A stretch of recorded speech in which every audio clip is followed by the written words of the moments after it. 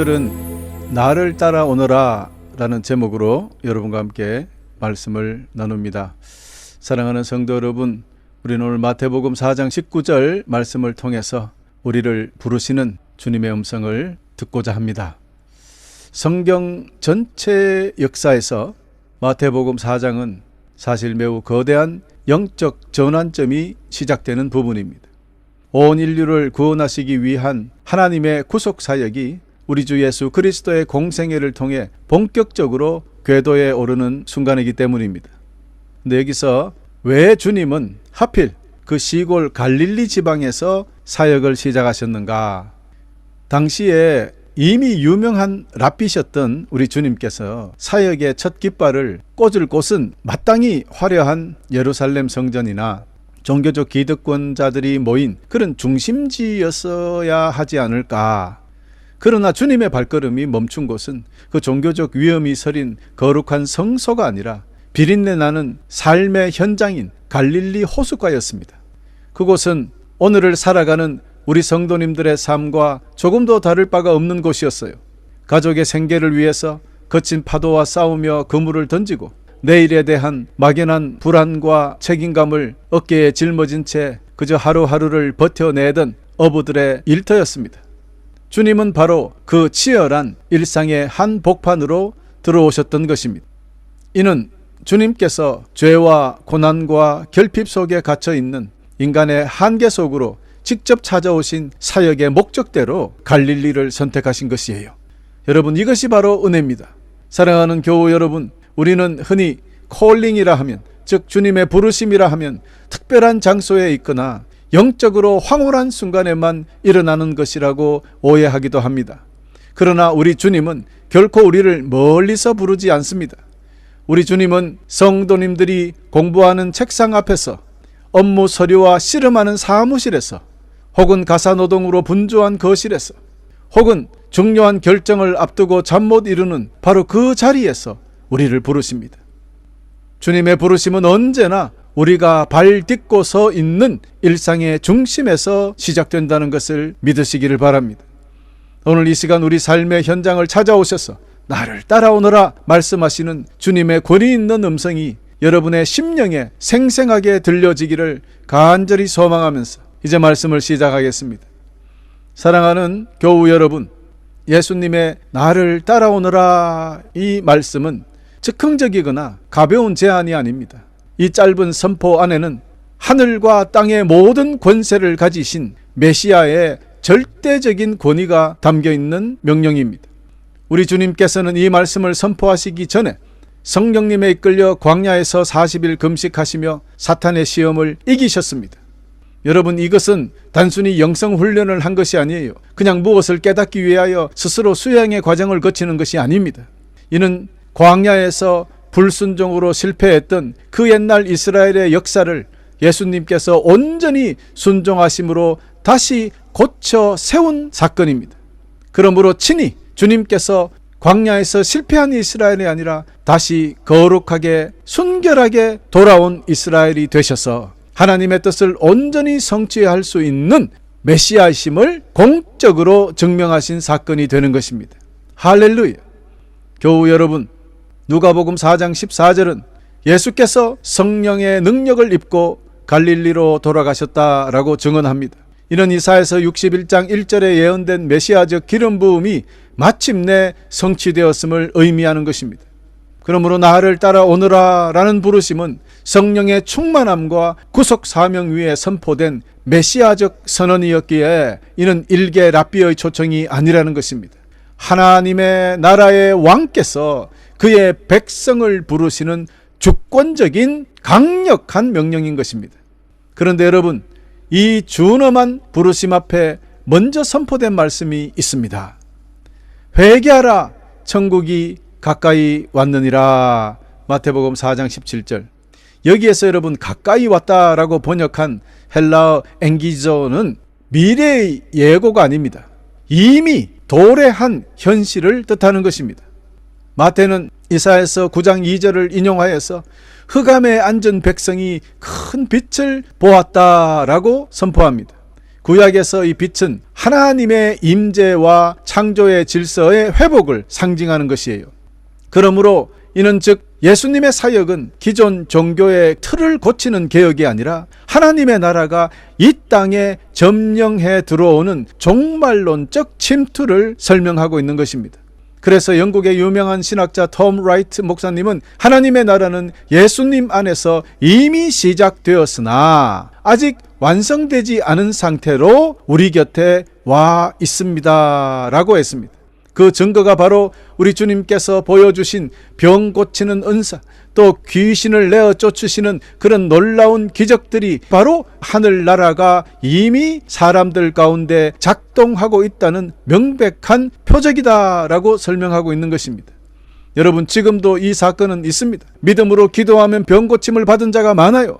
귀신을 내어 쫓기도 합니다. 지금도 일어나는 일입니다. 이 뜻이 바로 지금 하나님의 나라가 우리 곁에 와 있다는 것을, 이것이 명백한 표적이다라는 것이에요. 또한 독일의 신학자 게랄데스 보스는 이렇게 이야기합니다.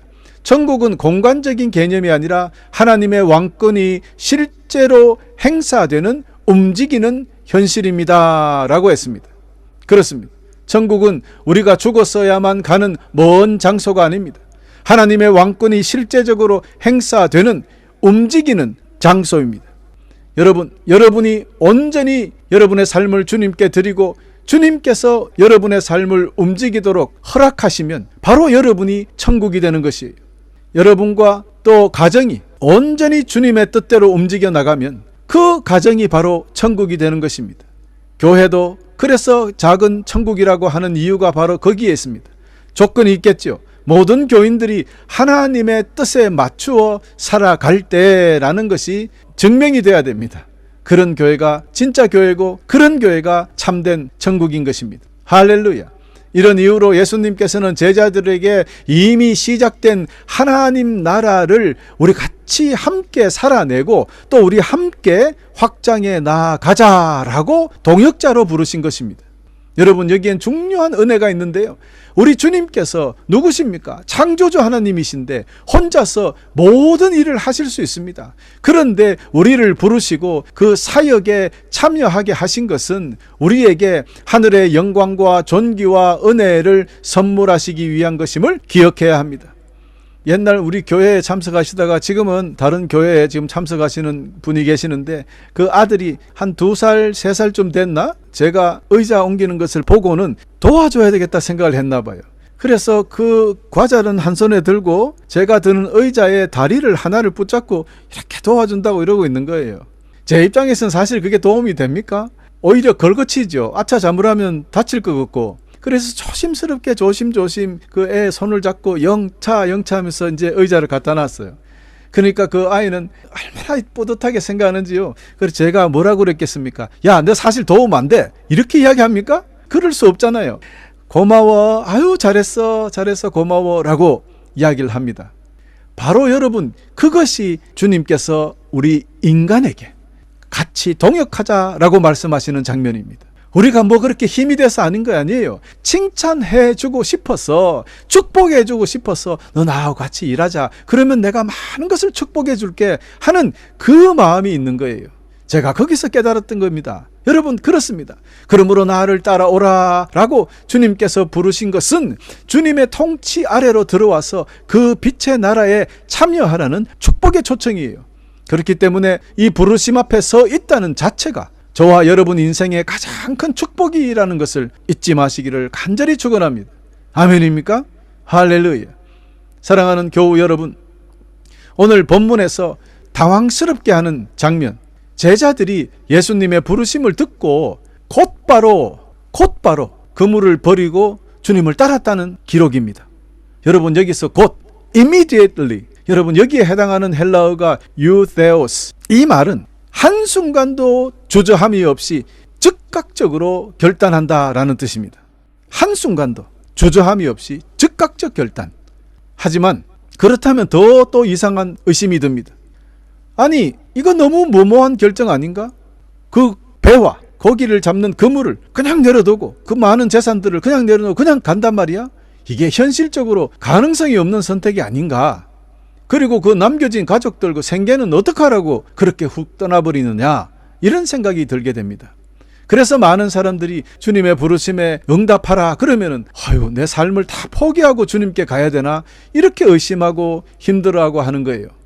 물론 그런 면이 없지 않아 있습니다. 그러나 오늘 설교를 잘 들어보시면 주님의 부르심이 결코 우리를 힘들게 하거나 고통스럽게 하려고 하는 것이 아니라 더 좋은 것을 주시기 위한 축복의 부르심이라는 것을 여러분 깨닫게 되시고 순종하게 되실 것입니다. 교우 여러분, 이런 질문 당연한 질문입니다. 우리 역시 치열한 삶의 현장에 살아내고 있기 때문에 제자들 결단이 때로는 비현실적이고 어쩌면 마치 도박처럼 느껴질 수도 있을 것입니다. 그러나 이 당혹스러운 장면 뒤에는 우리가 미처 보지 못한 상황적 배경과 영적인 준비가 숨겨져 있다는 사실입니다. 그 당시 1세기 갈릴리 고기 잡는 비즈니스는요, 단순히 하루 벌어 먹고 사는 그런 영세한 개인 생계수단이 아니었습니다. 역사신학자 크레이 키너는 당시의 어업은 여러 가족이 협력하여 조합 형태의 조직화된 산업이었다고 발표를 했어요. 그리고 그들은 일꾼을 고용할 정도로 규모도 크게 잘 꾸려져 있다고 설명을 합니다. 실제로 마가복음 1장 20절을 보면 야고보와 요한이 주님께 부르심을 받았을 때 아버지 세베대와 일꾼들을 배에 남겨두고 예수님을 따라 나섰다라고 기록하고 있지 않습니까? 이는 곧 가족의 생계를 파괴하고 떠나버리는 그런 무책임한 행동이 아니라는 것을 보여줍니다. 오히려 가업을 팽개치는 것이 아니라 그 운영을 가족들에게 맡기고 본인들은 더 크고 깊은 소명을 향해 나아가는 결단이었다는 거예요. 또한 전혀 주님을 처음 본 상태에서 갑작스럽게 따라 나선 그런 사람들이 아니었다는 것도 여러분 알아야 합니다. 요한복음 1장에 따르면 안드레와 요한은 이미 세례 요한의 제자였어요. 요한복음 1장 35절에서 40절에 기록되어 있습니다. 세례 요한으로부터 그들은 이분은 하나님의 어린 양이라 라는 증언을 직접 들었습니다. 그러니 그들에게는 예수님을 볼 때 메시아라는 확신이 있었다는 말이에요. 그래서 그 주님이 나타나서 불렀단 말이에요. 그러니 쉽게 따라갈 수 있었던 거죠. 게다가 당시 로마 압제 속에서 이스라엘의 회복을 갈망하는 그들에게는 세례 요한의 사역은 메시아를 향한 기대를 최고조로 끌어올린 상태였기 때문에, 그러므로 이 모든 것을 종합해 본다면 제자들의 즉각적인 순종은 도박 같은衝動이 아니란 말이에요. 오랜 기다림과 신앙의 열매였습니다. 제자들은 그 순간 인생을 통째로 바꾸는 하나님의 시간, 곧 카이로스임을 알아보았던 것입니다.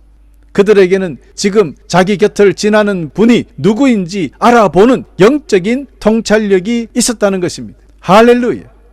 사랑하는 성도 여러분, 오늘 우리에게 정말 필요한 것은 더 많은 정보나 더 완벽한 조건이 아니라 지금 우리 일상생활 속에서 나를 따라오너라 라고 부르시는 주님을 알아보는 영적인 눈이 올시다. 그리고 그 부르심에 믿음으로 반응하는 즉각적인 순종입니다. 히브리서 11장 8절, 믿음으로 아브라함은 부르심을 받았을 때 순종하고 장차 자기 몫으로 받을 땅을 향해 나아갔다. 그런데 그는 어디로 가는지 알지 못했지만 떠난 것이다 라고 성경은 기록하고 있습니다. 여러분 보세요. 믿음의 조상이 되었던 아브라함, 그 모든 것을 알고 떠난 것이 아니에요. 그도. 하지만 하나님의 부르심을 확신했을 때 그는 즉시 고향을 떠났습니다. 우리 모두 이런 신앙적 통찰력을 가지고 날마다 주님의 부르심에 즉각 순종하며 사셔서 축복의 자녀들이 다 되시기를 간절히 축원합니다. 할렐루야. 교우 여러분, 예수님은 이처럼 제자들에게 어부를 그만두라고 하지 않으셨습니다. 대신에 나를 따라오라, 내가 너희를 사람 낚는 어부가 되게 하리라 라고 말씀하셨지 않습니까? 여기서 만들다라는 헬라어로 포이에오라는 말인데요. 이 말의 뜻은 능동적으로 그들을 변화시키겠다라는 하나님의 창조적 약속이 숨어 있는 말입니다. 그럼 여러분, 이것은 그들의 직업을 폐기하는 것이 아니고 소명을 재해석하는 것이며 그들의 소명적 승진을 이야기하는 겁니다. 그저 고기만 낳는 그 사람들을 사람을 낚는 업으로 업그레이드 된 상태가 아닙니까? 그러니 소명적 승진이 맞지요.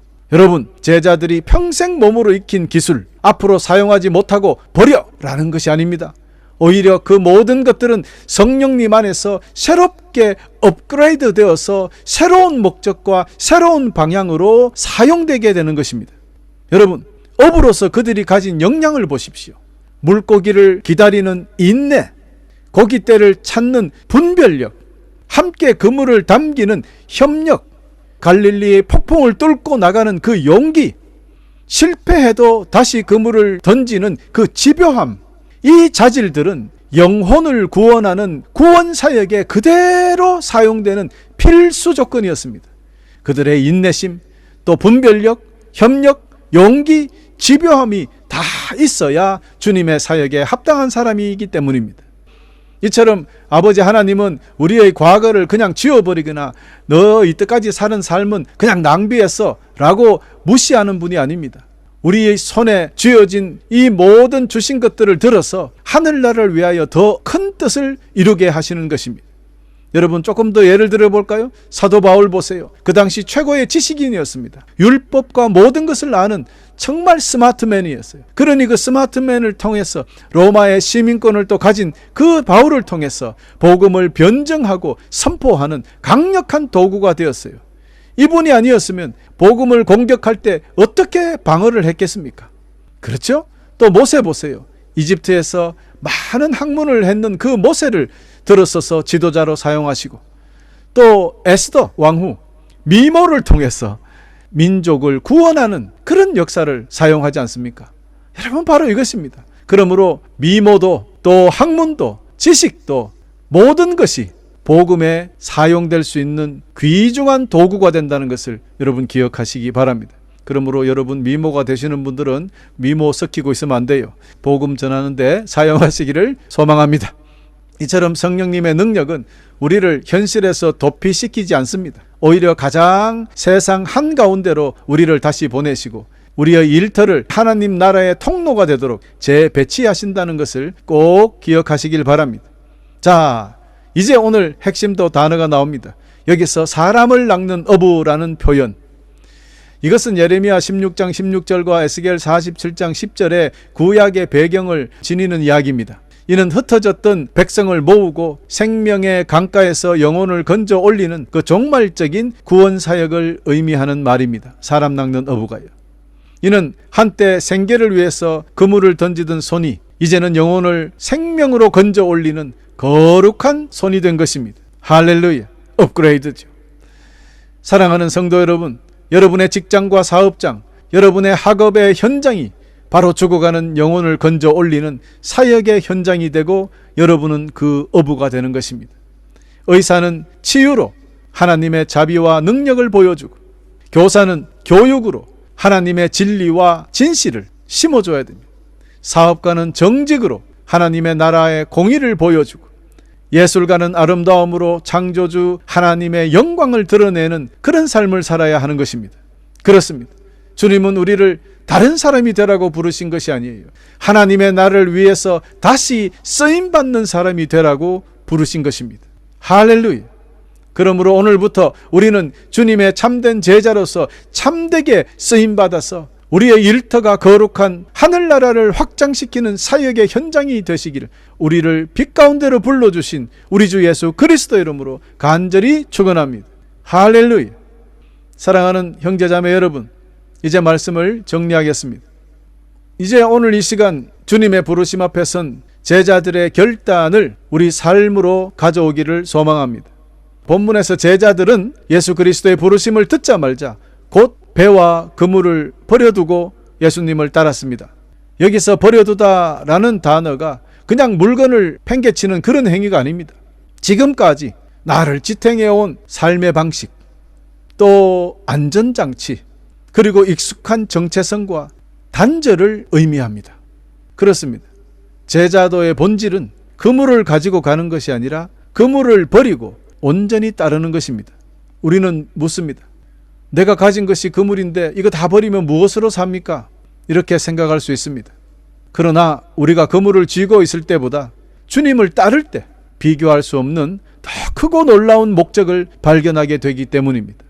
주님은 우리에게 모든 것을 버리라고 요구하시지만 사실은 우리가 얽매여 있는 것들로부터 자유를 주시기 위함이고, 하나님의 나라의 보배를 우리라는 질그릇에 담아 주시고자 하시는 분이십니다. 쉽게 이야기해서 축복 주시기 위한 것입니다. 오늘 주님은 여러분에게 묻고 계십니다. 여러분 손에 꽉 쥐고 있는 그물은 지금 무엇입니까? 어쩌면 그것은 성공에 대한 집착이나 미래에 대한 불안, 혹은 놓지 못하는 과거의 상처일 수도 있을 것입니다. 그러나 우리 주님은 분명히 약속하셨습니다. 먼저 아버지의 나라와 아버지의 의를 구하라. 그리하면 이 모든 것들이 너희에게 덤으로 주어질 것이다. 마태복음 6장 33절. 할렐루야. 그렇습니다. 우리가 주님을 위해 그물을 놓을 때 주님은 우리의 인생을 친히 경영하기 시작하십니다. 놀라운 신비는 바로 이것입니다. 우리가 주님을 위해 내려놓는 내 경험과 이것들은 주님은 하나님 나라의 새로운 도구로 재정비하여서 다시 사용하게 하신다는 것을 기억하시기를 간절히 축원합니다. 우리는 사라지는 것이 아니라 주님 안에서 새로운 소명으로 다시 태어나는 것입니다. 사랑하는 성도 여러분, 그러므로 나를 따라오너라, 이 부르심은 우리를 과거에 묶어두지 않고 찬란한 새로운 미래로 초대하시는 주님의 음성입니다. 아브라함이 갈 바를 알지 못해도 주권자 되시는 주님의 음성을 듣고 그 믿음의 발로 한 걸음 한 걸음 나아갔던 것처럼 우리도 손과 발을 주님께 드립시다. 여러분, 여러분의 일터가 하나님 나라의 현장이 되고 여러분의 삶이 생명을 전하는 통로가 되시기를 소망합니다. 그리하여 우리 주님 다시 오시는 그날까지 주님의 부르심에 날마다 순종하여서 주님과 함께 세상을 살리는 위대한 주님의 동력자로 살아가시기를 우리 주 예수 그리스도 이름으로 간절히 축원하면서 오늘 말씀을 마치겠습니다.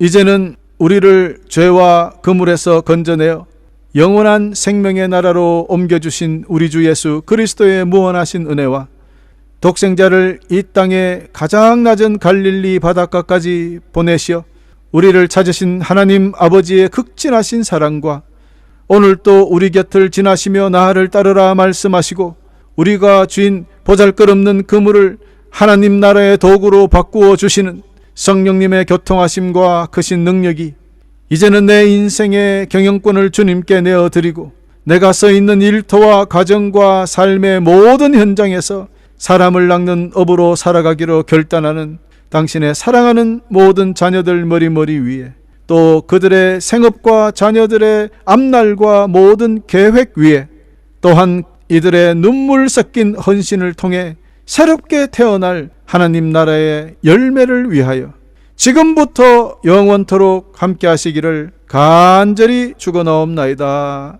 아멘.